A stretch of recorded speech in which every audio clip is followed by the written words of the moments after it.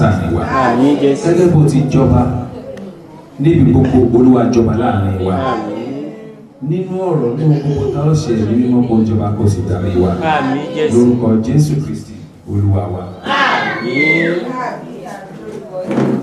Hallelujah. Ẹ jẹ́ ká wo inú ìwé mímọ́. Ẹ jẹ́ ká lọ sí àwọn onídàájọ́ orí 11 Judges chapter 11.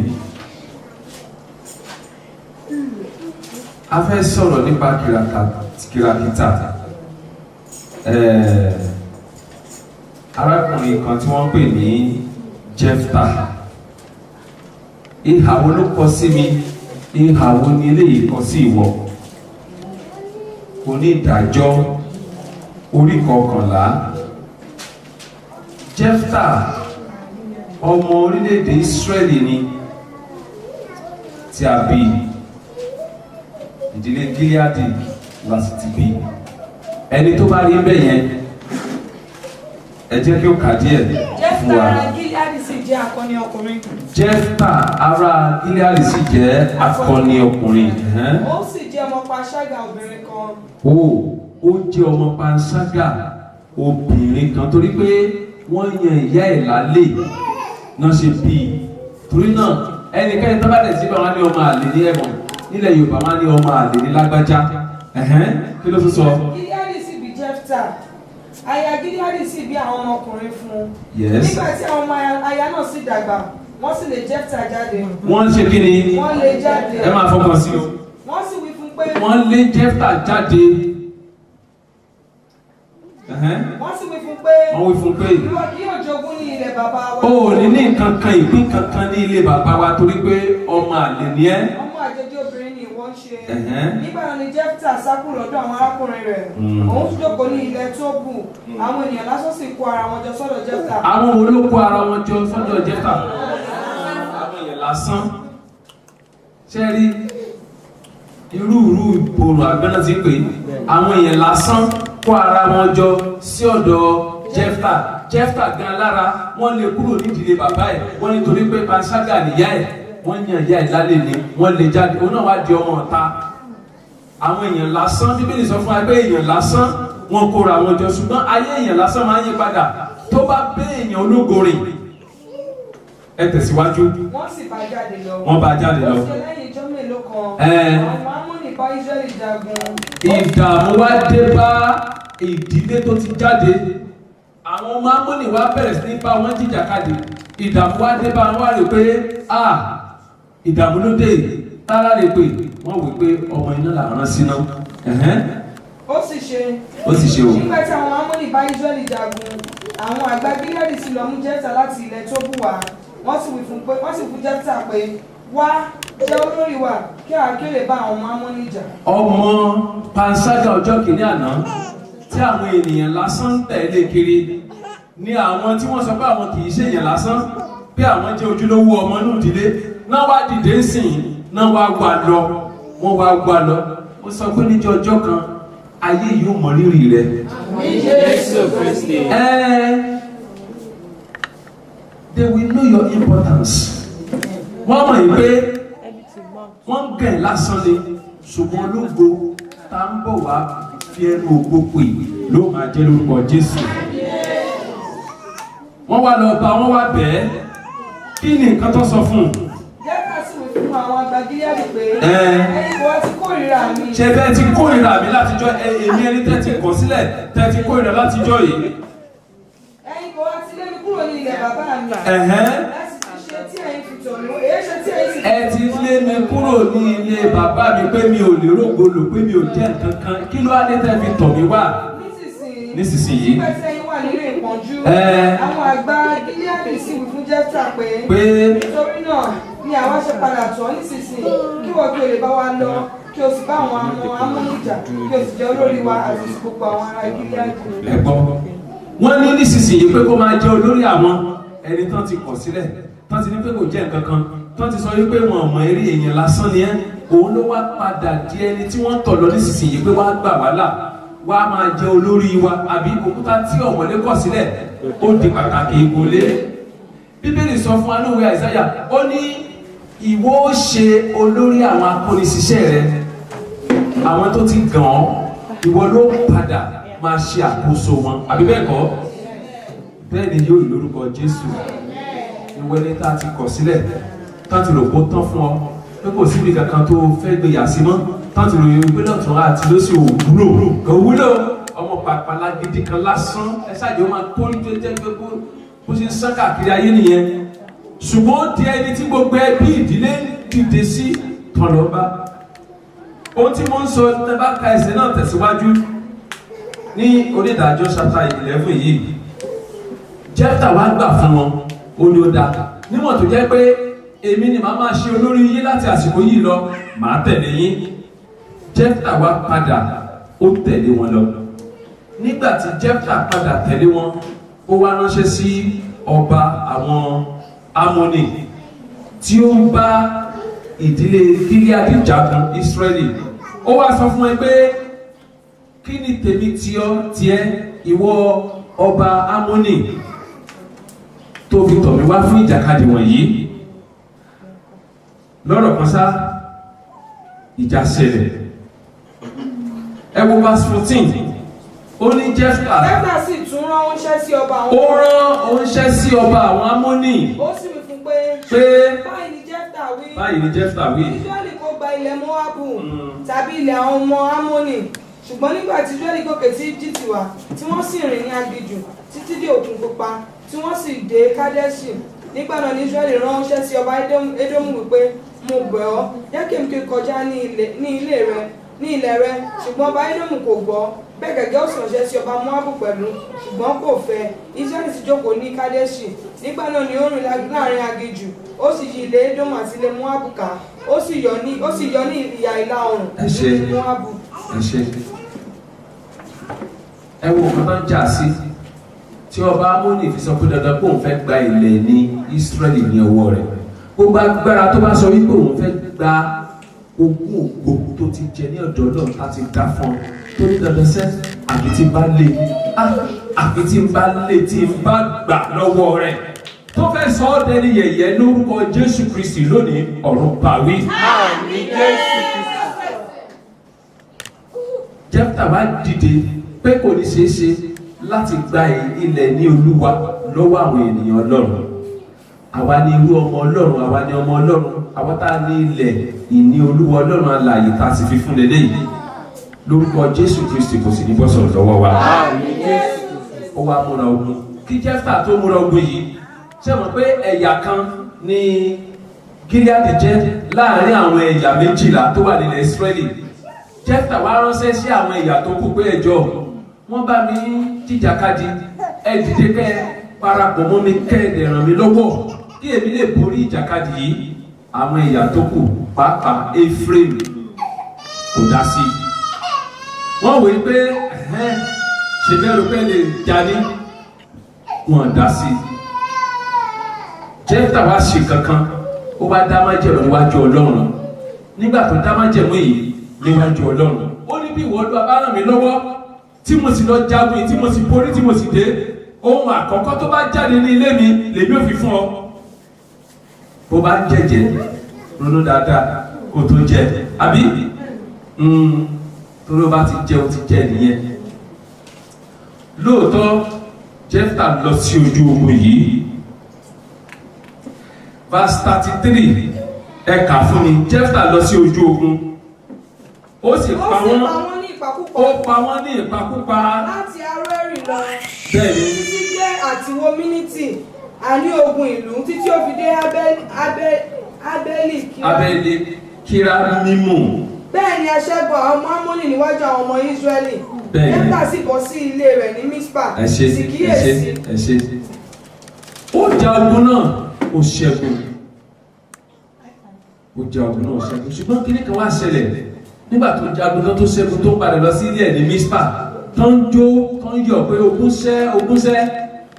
Ohun àkọ́kọ́ tó jáde nínú ilé rẹ̀ ni ọmọbìnrin kan ṣoṣo tí ó ní.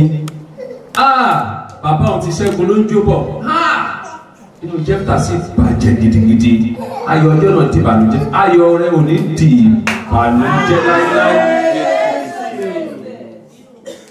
bí mo ti ń yọ̀ lónìí má jẹ́ padà wá sunkún mọ́ ohun tó mú mi yọ̀ má jẹ́ ó dẹkùn.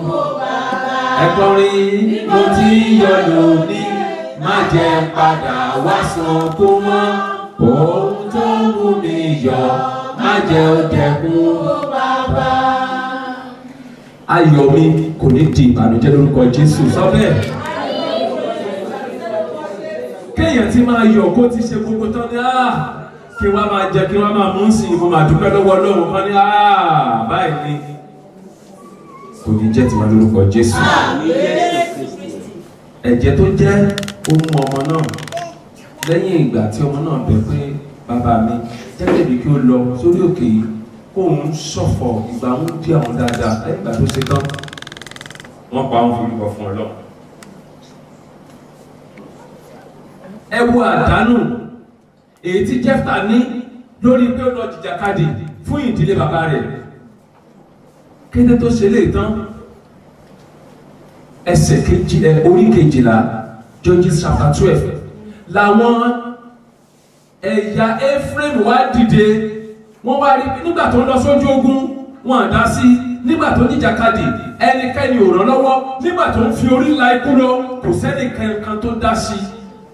O ti ń jìyà lábẹ́lé ti pẹ́ o ti ń ṣe wàhálà lórí ọmọ ti pẹ́ ìgbà tí wọ́n nìkan ṣe náìtì tó ń ṣe day tó ń ṣe afternoon tó ń jó láìsílù nítorí ọmọ tó ń ṣe báyìí tó ń ṣe wàhálà iṣẹ́ ṣe nìkan dá ṣe owó ò ṣe nìkan ná níjọ́ tó kó gọ́tà níjọ́ tó kólẹ̀ níjọ́ tó gungi níjọ́ tó ṣe gbogbo ẹjọ́ tẹ̀ gbogbo ẹlẹ́sẹ̀ kò sẹ́nikẹ́ni tí ò mọ̀ nígbà tí ògo bá wá dé kẹ́nìkan wá sọ pé rárá ò ní jẹ ògo náà.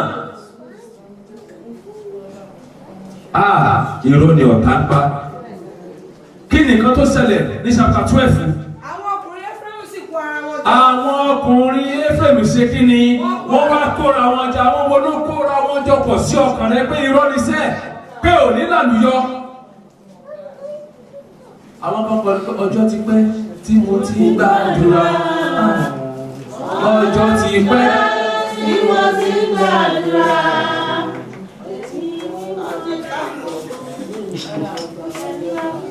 Ó ti tákòkò ẹ̀mí mímọ́ gbàdúrà mi rò àbí? Ok, gba lẹ́tà mi kà ó. Kí ló lè tẹ́lẹ̀ pọ́ọ̀sì? Ọjọ́ ti pẹ́ tí mo ti ń gbàdúrà. Ó ti pẹ́ o, ọjọ́ ti pẹ́ tí mo ti ń gbàdúrà. Èmi tákòkò ẹ̀mí mímọ́ gba lẹ́tà mi kà ó.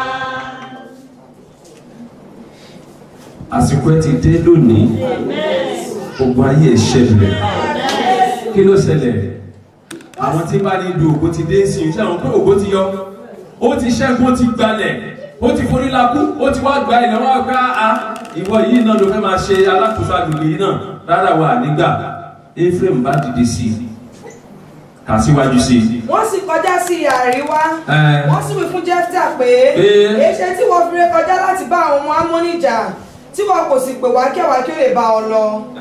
Àwọn òfin iná kún ilé rẹ mọ́ ọ lórí. Pé ilé rẹ yẹn lẹ́yìn ìgbà tó sọmọ nù nítorí ọ̀rọ̀ ìjà yìí lẹ́yìn ìgbà tó ti sọ iyebíye nù nítorí ọ̀rọ̀ ìjà yìí wọ́n ní pọ́sibí a máa jo ilé mọ́ ẹ lórí ni. Ogun wo ló sọ wípé nígbà tó ti ṣiṣẹ́ tán tó ti làágùn tó ti ṣiṣẹ́ jìyà ṣe gbogbo ẹ̀ tán tó lò ní jọrọ̀ tó ní gbẹ̀gbà náà gan lòun fẹ́ nà mọ́ ẹ lọ́rùn. Lórúkọ Jésù Kristi ẹ̀mí mímọ́ palẹ̀ wọn mọ́. Ogun tí ń jẹ́ kẹ́ni ṣiṣẹ́ tí ń jẹ́ kẹ́ni jèrè tí kì í jẹ́ kéèyàn kó jèrè iṣẹ́ rẹ̀ Olúwa bá wínú ayé rẹ̀. Tẹ̀síwájú. Jẹ́fítà sì wí fún wọn pé ó wí pé èmi àti àwọn ènìyàn mi ti bá àwọn ọmọ Ámónì jà gidigidi nígbà tí èmi ké pè yín. Nígbà tí mo ké pè yín. Ẹ̀yin kò sì gbà mí ní ọwọ́ wọn. Nígbà tí èmi sì. Owó sukú ọmọ tó ẹjọ́ ẹja mi lówó yìí mo fẹ́ san owó sukú ọmọ ẹ máa sí oníkálukú náà kàn ti ra kàgbé mi gan lánàá kò tiẹ̀ sí kankan èmi gan níjẹta kò sí kankan ọ̀pọ̀lọpọ̀ gbà lọ́pọ̀lọpọ̀ wá ti ké fún ìrànlọ́wọ́ ṣùgbọ́n tí ìrànlọ́wọ́ ò jáde ńgbà bá wá ṣe tó wá jáde tán lẹ́nìkan sọ kàbẹ́ ẹ̀rẹ̀ rí ilé kan kìnì kan ó ní mo ké pè yín ó ní ṣùgbọ́n ẹ̀yin ò dá mi lóhùn ògo wá dé tán yìí wá dìde pé ẹ fẹ́ yọ mí lẹ́nu. Gbogbo agbára tó dìde tí ń yọ ní lẹ́nu nígbà tí ògo ẹni bá dé ṣáájú ọjọ́ náà lórúkọ Jésù Kristi Ọlọ́run kó rẹ̀ sílẹ̀. Kà síwájú sí i. Nígbà tí èmi sì rí pé ẹ̀yin kò gbà mí, mo fi ẹ̀mí mi wẹ̀wù. Mo fi ẹ̀mí mi wéwu. Èmi sì ré kọjá sọ́dọ̀ àwọn ọmọ Ámónì. Yes. Olúwa sì fi wọ́n lé mi ní ọwọ́. Nítorí kí ni ẹ̀yin ṣe gòkè tọ̀ mí wá ní òní? Kí ló dé tí ẹ̀yin fi gòkè tọ̀ mí wá lónìí? Láti bá mi jà. Nígbà náà ni Jẹ́fítà bá sọ kó dáa, bó bá rí bẹ́ẹ̀, ó kó gbogbo àwọn ará Gíleádì jọ. Ló bá bá Éfrémù jà. Ìjà yìí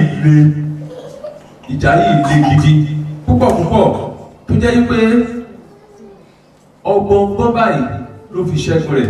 Àti pọ́ìntì tí àwọn ará Éfrémù ti dàpọ̀ mọ́ àwọn ará Gíleádì.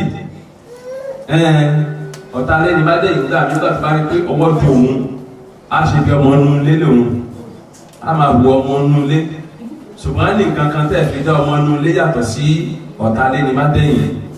Nǹkan tí Jẹ́fítà ṣe ni wípé ó wá sí ọ̀nà tán bá ti fẹ́ kọjá ibi odò kan á máa béèrè lọ́wọ́ wọn pé ṣé Éfrémù ní àbí Gíleádì, tó bá ti ní Gíleádì lòun wá sọ wípé Ṣíbólẹ́tì.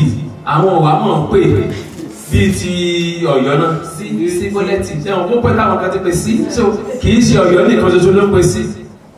Ẹ ṣeun púpọ̀, ẹ ṣeun wọ́n lè pe ṣí ibẹ̀ láti mọ̀ pé àwọn eléyìí pẹ́ẹ́gì fún wọn straight wọ́n ṣe rẹ́yìn ara Éfrémù nìyẹn. Kí ni nǹkan kí ló dé tí ọ̀rọ̀ náà ìfi kalẹ̀, kí ló dé tó kọ sínú Bíbélì fún ìkọ̀gbọ́n èmi àti ìwọ ni?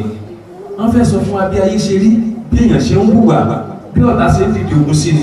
In the first place, ẹ jẹ́ ká wò kí ni ìdí tí Éfrémù ṣe láti lọ dìde sí Gíleádì lẹ́yìn ìgbà tó ti jìjàkadì, tó ṣẹ́gun, tó borí ogun, tó fi ẹ̀mí rẹ̀ wéwu lọ. Ọ̀pọ̀lọpọ̀ ní ṣiṣẹ́ láyé wọn tí wọ́n á ralẹ̀ sílẹ̀, tí wọ́n á kọ́ ilé náà tán, wọn ní jẹ́ kó pín ibẹ̀, wọ́n ní àfi tó bá gbé òkú ẹ̀ lọ síbẹ̀. Ìgbà tí ògo dé, Éfrémù dìde pé Jẹ́fítà ò ní rí ògo náà lò. Ṣé bí inú ilé wọn náà wà bọ́n mutí ni tán gbádùn tán jẹ́ gbádùn? Nígbà tí Jẹ́fítà fi orí la ogun lọ, ó fi ẹ̀mí ẹ̀ wéwu, ó sì lọ ibẹ̀ náà wà. Wọ́n dá sí, ó wá ṣẹ́gun tó wá dé kò ní sinmi lẹ́yìn ìbànújẹ́ tó tún ní díẹ̀ pé kò ní sinmi. Wọ́n wá dìde sí pé àwọn á jó gbogbo ilé ẹ̀ kanlẹ̀. Ogun ayé le. Lákọ̀ọ́kọ́ Jẹ́fítà yìí kan náà pè ní ẹni ìtanù, ọmọ àlè, ẹni tí ìdílé rò pé kò lè jẹ́ kankan tán lè jáde. Wọ́n ní àwọn ènìyàn lásán wá bá jáde láì mọ̀ pé ṣẹ́rí gbogbo àwọn ènìyàn lásán ọjọ́ kìíní àná tán bá Jẹ́fítà jáde. Nígbà tí wọ́n tẹ̀ lọ sójú ogun tán dé, wọ́n di ènìyàn pàtàkì torí wọ́n di olórí láàrin ìlú, wọ́n di ẹni ọlọ́lá. Ẹni tó bá ń bá rìn máa ń sọ bí ìgbésí ayé èèyàn kan ṣe rí nígbà míì, àbí bẹ́ẹ̀ kọ́? Bíbélì náà sọ fún wa pé evil communication corrupts good manner. Tó bá bẹ́ èèyàn tó dáa rìn, ayé á sì gba ìṣelógo. Ṣùgbọ́n tí àgùntàn bá bá ajá rìn, ìgbẹ́ ló máa jẹ kẹ́yìn. Hallelujah. Àwọn ènìyàn lásán tó bá Jẹ́fítà jáde, wọ́n padà di ológo nípasẹ̀ ẹni tí wọ́n bá rìn. Àwọn ará Gíleádì padà wá bẹ̀bẹ̀ lọ́dọ̀ Jẹ́fítà pé kó máa ṣe olórí wọn. Ẹ bá mi wá Isaiah 60, ó sọ kankan, verse 15. Isaiah 60 verse 15. Ó sọ kankan bẹ̀ yẹn. Ó ní ní bí a ti kọ̀ ọ́ sílẹ̀ tó, tí a sì ti kórìíra rẹ̀ tó bẹ́ẹ̀ tí ẹnikẹ́ni kò kọjá láàrin rẹ̀, èmi ò wá sọ di ògo ayérayé. Ayọ̀ ìran dé ìran ọ̀pọ̀lọpọ̀, kí hallelujah. Èèyàn lásán tí wọ́n ti kọ̀ lẹ̀, ó ní níbi a ti kọ̀ sílẹ̀ tó, tí a sì ti kórìíra rẹ tẹ́nikẹ́ni kò kọjá láàrin rẹ èmi ó sọ ọ́ di ògo ayérayé ayọ̀ ìran dé ìran ọ̀pọ̀lọpọ̀.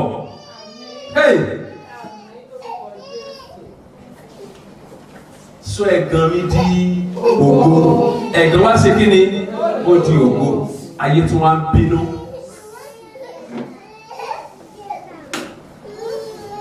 a gbàdúrà sí Ọlọ́run ọ̀pọ̀lọpọ̀ ogun bẹ́ẹ̀ ní bẹ níwájú wa ní gbogbo ìgbà ọjọ́ tó ń ṣiṣẹ́ tó ń ṣiṣẹ́ tó ń dààmú ẹnikẹ́ni ò rí ẹ ṣùgbọ́n gbà tó ṣáájọ nípa ìrànlọ́wọ́ àti àdúrà Ọlọ́run tó rí gbà ogun wa dìde fi ẹ̀mí ẹni wéwu jíjàkadì lójoojúmọ́ a wà gbàdúrà sí Ọlọ́run. Olúwa mo dé sí iwájú rẹ lónìí ayé mi fẹ́ ògo rẹ mi ò fẹ́ dá sáyé láìsí ìwọ Ọlọ́run. Bàbá yọ̀ǹda ògo àṣeyọrí fún mi ògo àṣejèrè Olúwa yọ̀ǹda rẹ̀ fún mi gbà ní àdúrà sí Ọlọ́run. Ògo àṣeyọrí ògo àṣejèrè yọ̀ǹda rẹ̀ sínú ayé mi Ọlọ́run kí n ṣiṣẹ́ kí n jèrè kí n sì jẹ èrè náà. Bàbá gbà bẹ́ẹ̀ fún mi lórúkọ Jésù Kristi mo ké pè ọ́.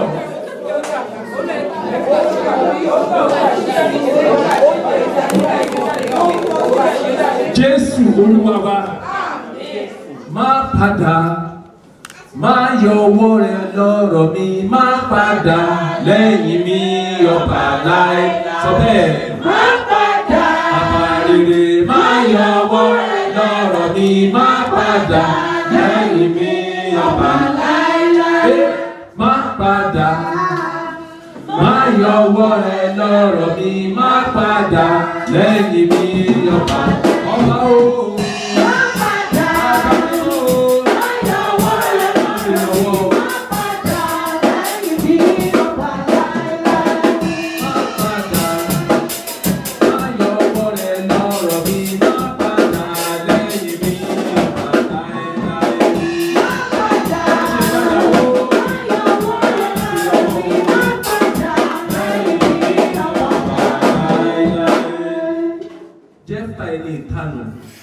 Ọmọ àlè ẹni tí ìdílé rò pé kò ní jẹ́ kankan wọ́n lè jáde ayé ló yọwọ́ lọ́rọ̀ ẹ̀ ṣùgbọ́n Ọlọ́run ò yọwọ́ àbí ayé lè yọwọ́ lọ́rọ̀ ẹ̀ pé ọ̀rẹ́ ti sú wọn ṣùgbọ́n nígbà tí Ọlọ́run ò bá yọwọ́ àbí ló bá tán.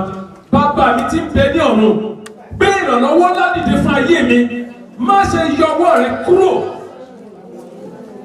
nínú ayé mi. Dìde bí akọni nígbà tí ayé kọ̀ mí sílẹ̀ bàbá má ṣe kọ̀ mí sílẹ̀. Bí ìwọ kò bá padà lẹ́yìn mi bí ìwọ kò bá yọwọ́ rẹ lẹ́yìn mi èmi ó gbilẹ̀ èmi ó ṣe rere fún ògo rẹ Ọlọ́run. Olúwa máa tẹ̀lé mi má ṣe yọwọ́ rẹ lọ́rọ̀ mi Ọlọ́run. Torí pé Ọlọ́run ò kọ̀ Jẹ́fítà sílẹ̀ ayé ló kọ̀ sílẹ̀ ṣùgbọ́n Ọlọ́run ò kọ̀ sílẹ̀. Bàbá wa tí ń bẹ lọ́run ò kọ̀ sílẹ̀. Ayé ló kọ̀ ṣùgbọ́n Ọlọ́run ò kọ̀ nídẹ̀ ìdẹ́ ayé wá forí balẹ̀ fún ìdílé tó kọ̀ sílẹ̀ padà wá forí balẹ̀ fún. Jẹ̀bi Olúwa bá wà nípa tiwa kò sí ẹnikẹ́ni tó lè dojú ogun kọ wá ní ìlú mọ́ sọ fún wa. Bàbá má ṣe padà lẹ́yìn mi ayé lè kọ̀ mí Olúwa má ṣe kọ̀ mí. Má yọ ọwọ́ rẹ kúrò nínú ọ̀rọ̀ mi gbogbo Olúwa dìde fún ìrànlọ́wọ́ mi. Jésù Olúwa wa ayé ló sọ kò lè ní lárí ènìyàn ló sọ ayé rẹ kò lè ní sinmi wòlíì ló sọ ayé rẹ kò lè ní túmọ̀ kíyèsí Ọlọ́run kò sọ bẹ́ẹ̀ o. Ayé ló sọ ayé rẹ kò lè ní lárí ènìyàn ló sọ ayé rẹ kò lè ní túmọ̀. Wòlíì ló sọ ayé rẹ kò lè ní túmọ̀. Kíyèsí Ọlọ́run kò sọ bẹ́ẹ̀. Jésù Olúwa wa, wọ́n ní àwọn ènìyàn lásán wọ́n bá a jáde. Àwọn ènìyàn lásán ló tẹ̀lé lọ. Àwọn èèyàn tí kò nílé, àwọn èèyàn tí kò ní ibùgbé, àwọn wo gan náà pẹ̀lú àwọn èèyàn lásán, àwọn èèyàn táyé ti rẹ́dígéètì táyé ò kà sí bíi pé kán tọrọ ọbẹ̀ lónìí kán tọrọ ẹ̀bà lọ́la tá bá ń ṣe pátí kẹ́ẹ̀rí wọn bẹ̀ kán ṣàkójọ àjẹkù oúnjẹ tán fẹ́ kó fún ajá wọn á rí èkè ẹ̀pọ̀ àwọn ló máa jẹ́ àwọn náà kà sí ènìyàn lásán ṣùgbọ́n ayé wọn padà ó di ìṣelógo. Wàá gba àdúrà sí Ọlọ́run bó ti wù káyé gàn mí tó bó ti wù káyé bu ẹnu àtẹ́lù mi tó Olúwa ṣe mí lẹ́ni àpèsè. Ayé ló rò pé mi ò lè jẹ́ nǹkan kan, wọ́n rò pé ènìyàn lásán ni mí, wọ́n rò pé wọ́n gbàgbé mi sí kọ̀rọ̀. Olúwa gbé mi jáde sí gbangba tòkótòkó, ó yá gbà ní àdúrà. Ibi ìpamọ́ ló ti wà látijọ́ yìí. Ayé ti gbàgbé rẹ síbi ìpamọ́. Wọ́n rò wípé o ò lè bọ́ sí gbangba ògo. Sọ fún Ọlọ́run tó rí ọ ní kọ̀kọ̀ ní pàlàpàlà òkúta táyé ha ọmọ.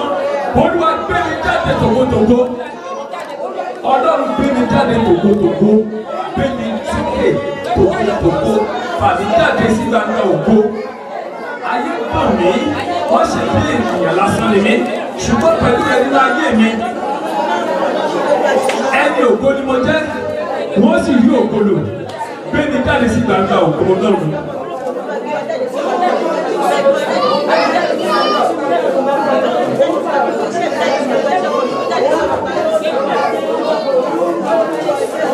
Gbàdúrà.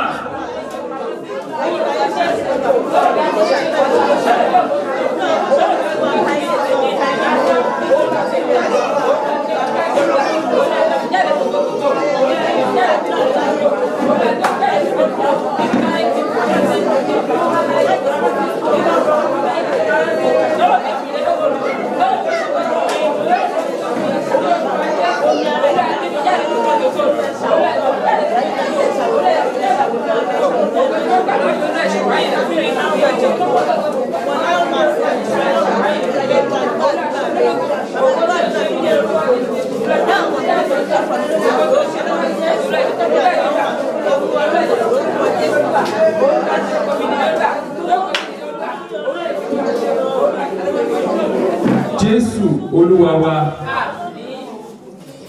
Àwọn ará Gíleádì padà wá bẹ̀bẹ̀, wọ́n padà wá bẹ̀ Jẹ́fítà wá padà wá ṣe olórí wa níbi tí a ti kọ̀wé sílẹ̀.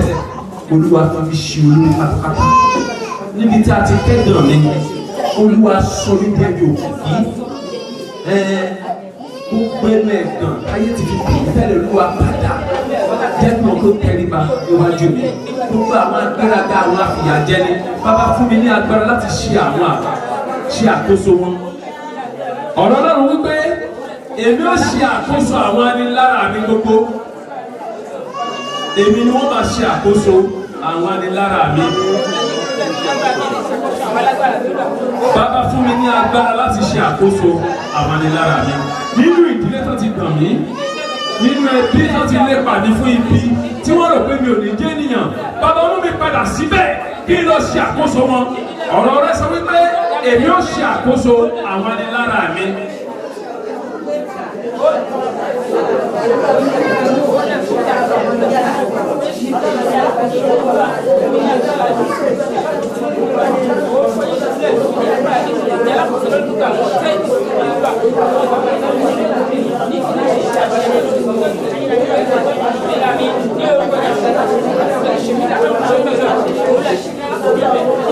Jésù Olúwa wa. Tí a bá wo ìtàn Jábésì, Jábésì jẹ́ ọmọ ìbànújẹ́, ẹni tí wọ́n rántí tí ìyá rẹ̀ ń bú sẹ́fún, ọmọ tí wọ́n bò ṣe lé lórí, wọ́n pè ní ọmọ ìbànújẹ́, wọ́n pè ní Jábésì.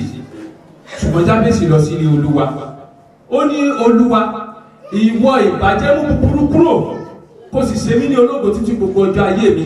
Bíbélì sọ fún wa pé Ọlọ́run sì dá lóhùn, ó mú gbogbo ìbànújẹ́ rẹ̀ kúrò, ó sì ṣe ní ológo. Bàbá, torí pé mo mọ̀ pé mi ò lè dá ṣe, mo gbóhùn sókè sí ọ lónìí.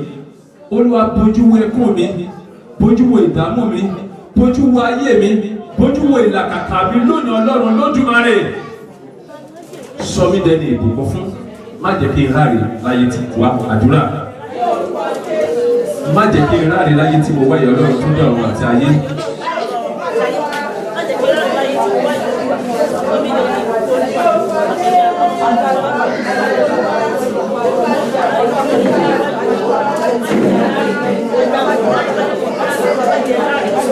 Jésù Olúwa wa. Gbogbo mi fún mi, Ọlọ́run mi, gbogbo mi fún mi. Gbogbo mi fún mi, Ọlọ́run mi, gbogbo mi fún mi. Ọmọ ayé ń jẹ mí níyà. Ọmọ aráyé ń jẹ mí níyà. Ọmọ aráyé ń fẹjọ́ mi sùn. Gbogbo mi fún mi, sọ bẹ́ẹ̀. Gbogbo mi fún mi, Olúwa, gbogbo mi fún mi. Gbogbo mi fún mi, Olúwa, gbogbo mi fún mi. Ọmọ aráyé ń jẹ mí níyà. Ọmọ aráyé ń fẹjọ́ mi sùn. Gbogbo mi fún mi. Jésù Olúwa wa. Níbi àti kọ̀ sílẹ̀ tó tí a ti kórìíra fẹ́nikẹ́ni kọ̀ọ̀kan ní àárín rẹ̀, èmi ó sọ di ògo ayérayé. Olúwa gbé mi sókè síbi ìtura, síbi gíga, tẹ́lẹ̀ má sì jìyà mọ́ láyé mi. Sọ bẹ́ẹ̀ fún Ọlọ́run.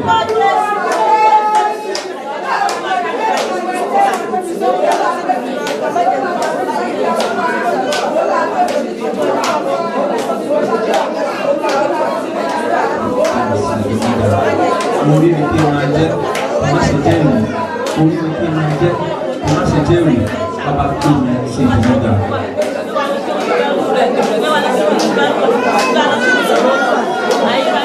Jésù Olúwa wa. Nígbà tí ògo náà dé, àwọn ará Éfrémù dìde. Gbogbo ẹnikẹ́ni tó dìde láti já ògo Ọlọ́run gbà kúrò láyé mi, Olúwa kọlù wọ́n. Gẹ́gẹ́ bí o ti fi àwọn ará Éfrémù lé Jẹ́fítà lọ́wọ́ tó pa wọ́n nípakúpa, lórúkọ Jésù Kristi, Olúwa gbọ́ ọmọ ayé mi wí. Àdúrà. Olúwa dìde. Gbogbo agbára tí ń dìjà kalẹ̀ láti mú ògo Ọlọ́run kúrò ní ayé mi, Olúwa bá wọn wí lónìí.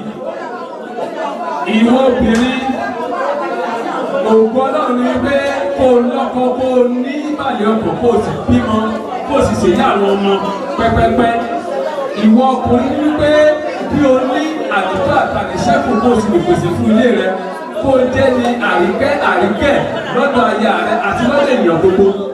Gbogbo agbára tó bá wá dìde tó sọ pé òun ṣe lòdì sí nǹkan wọ̀nyí lónìí, kí Olúwa kó bá wọn wí. Gbà ní àdúrà.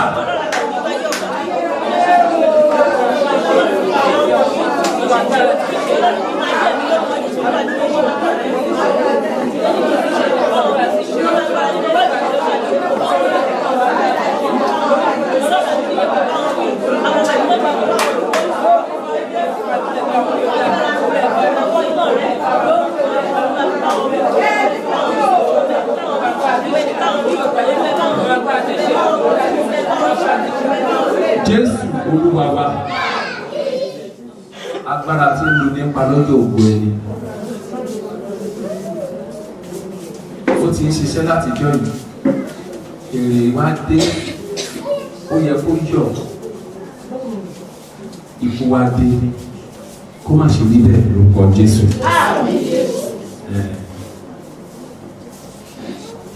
Àsìkò nìkan láyé, ṣùgbọ́n àsìkò wa kò ní jẹ́ ibi. Ó lè ṣe 35 years. Ó yẹ kó yọ̀ lórí iṣẹ́ ọwọ́ rẹ̀. Wá ló kú. Ṣẹ́rí pé kò lè púpọ̀.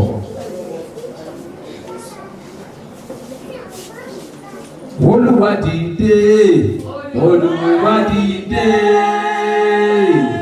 Bàbá mi dìde o, bàbá wa ràn mí lọ́wọ́. Ayé retí ògo rẹ̀ o. Olúwa dìde.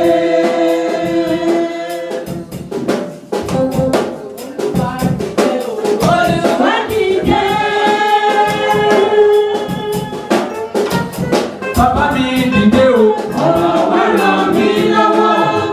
Ayé retí ògo rẹ̀ o. Olúwa dìde. Ọba mímọ́, ọba ológo jùlọ,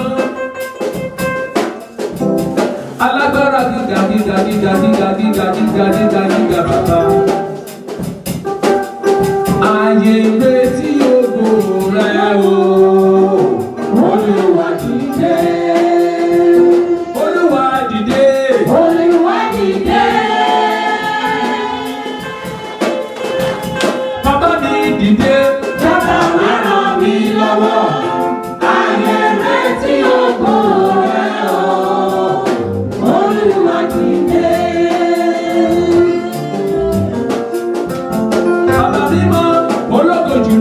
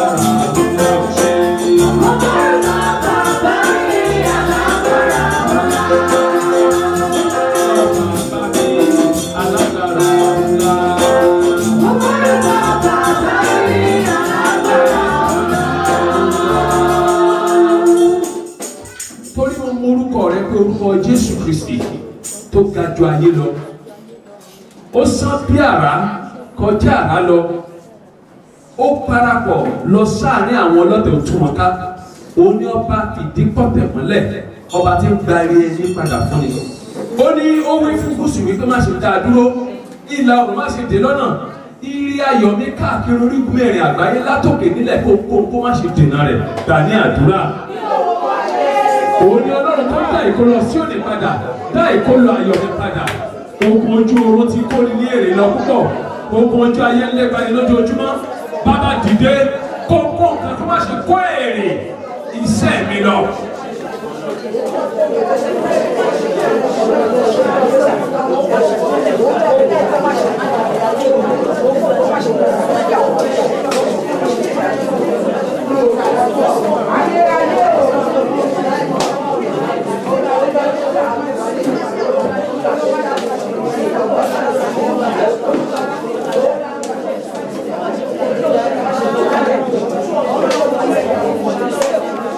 Jésù Olúwa wa, divine solution ló lè yanjú ọ̀rọ̀ rẹ, divine encounter ló lè mú ọ lálùyọ.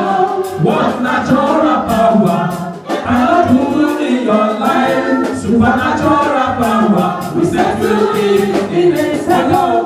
Divine solution ló lè yanjú ọ̀rọ̀ mi, divine encounter ló lè mú mi lálùyọ. Natural power cannot do in my life. Supernatural power we set you in a second. Solution. When you are full of me, divine encounter. Natural power cannot do in my life. Supernatural power we set you in a second. Nítorí kíyèsí òkùnkùn bu ayé mọ́lẹ̀ àti òkùnkùn bíríbírí bu àwọn ènìyàn, ṣùgbọ́n Olúwa yóò yọ lára rẹ̀, a ó sì rí ògo rẹ̀ lára rẹ̀. Ó ní kódà àwọn kèfèrí yóò wá sí ìmọ́lẹ̀ rẹ̀ àti àwọn ọba sí títàn yíyọ rẹ̀. Gbé mi wọnú ògo rẹ̀ Olúwa. Ọ̀pọ̀lọpọ̀ ní ṣiṣẹ́ kan olówó púpọ̀, iṣẹ́ kékeré báyìí owó ńlá ni. Ibẹ̀ lẹ́nu mi àti ṣe iṣẹ́ àárọ̀, ọ̀sán, alẹ́, òru, síbẹ̀ kò ní lè rówó ṣe nǹkan tó fẹ́ ṣe láyé.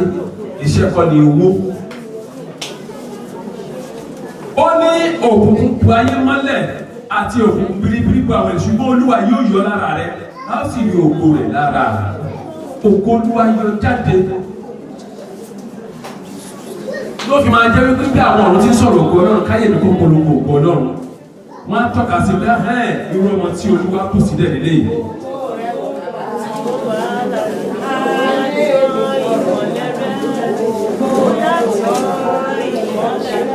Ṣàwárí ògo mi, ògo Ọlọ́run kó wọnú ògo mi, ògo mi kó kú jáde gbangba síta.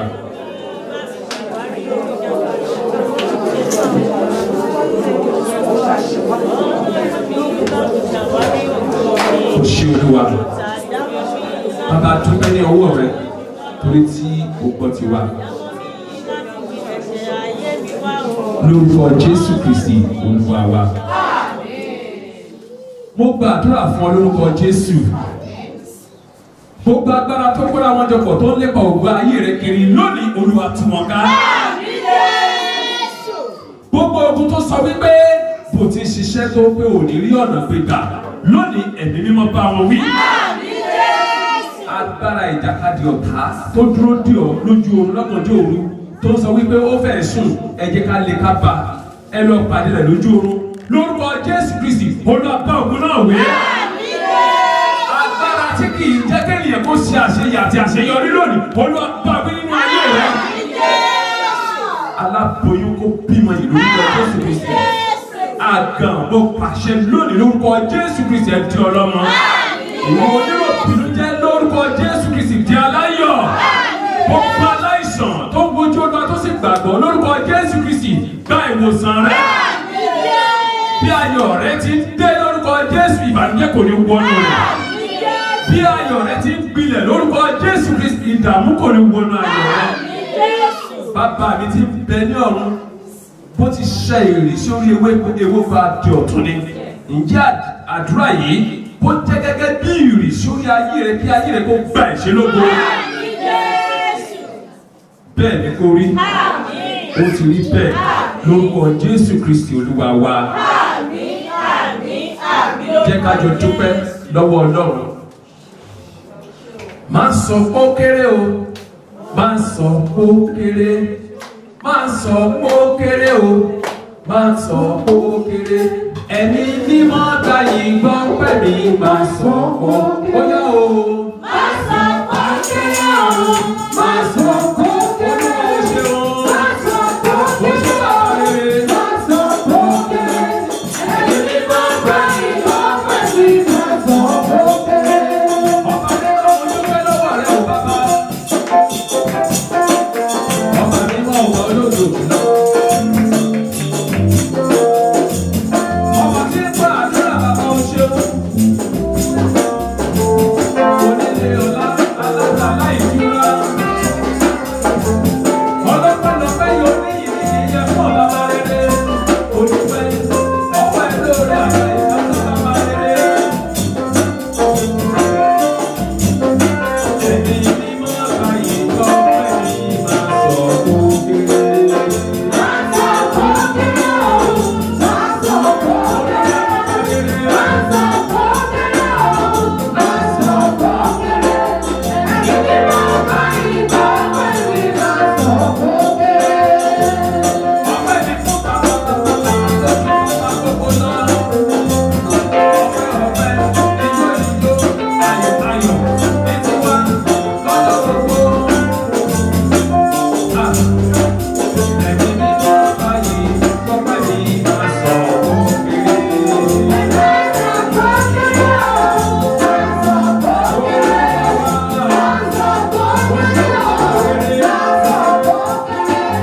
Ẹni mímọ́ báyìí gbọ́ pẹ̀lú máa sọ òkèèrè. Lórí ayé báyìí gbọ́ pẹ̀lú máa sọ òkèèrè o.